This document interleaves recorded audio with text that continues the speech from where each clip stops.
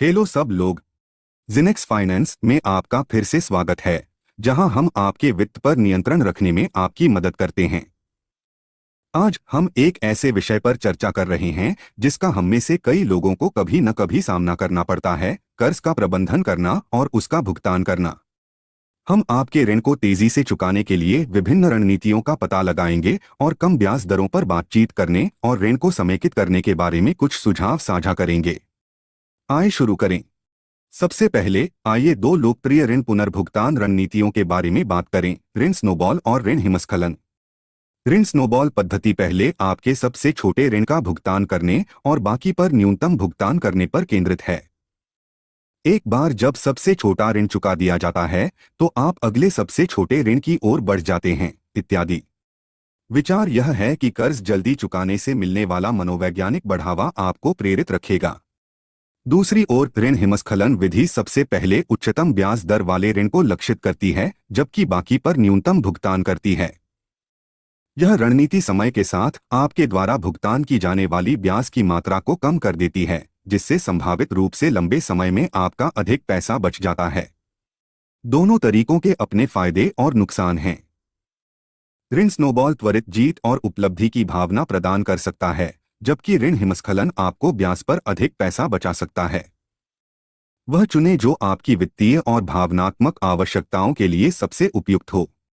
आगे आइए इस बारे में बात करें कि आप अपने लेनदारों के साथ कम ब्याज दरों पर बातचीत कैसे कर सकते हैं।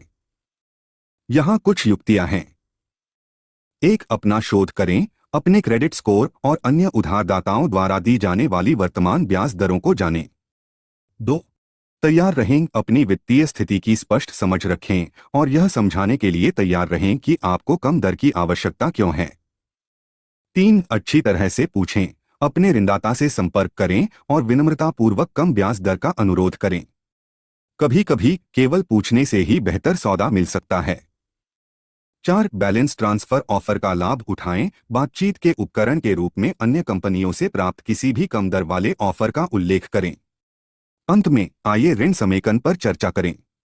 यह कई ऋणों को प्रबंधित करने और संभावित रूप से आपकी ब्याज दरों को कम करने का एक प्रभावी तरीका हो सकता है।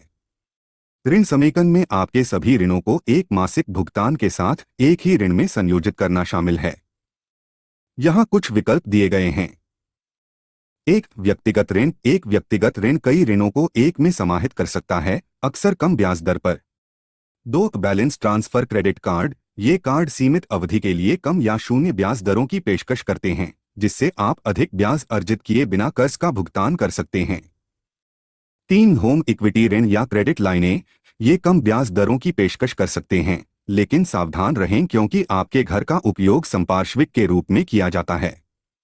याद रखें, जबकि ऋण को समेकित करने से आपका भुगतान सरल हो सकता है और संभावित रूप से ब्याज दरें कम हो सकती हैं, नए ऋण संचय से बचना महत्वपूर्ण है।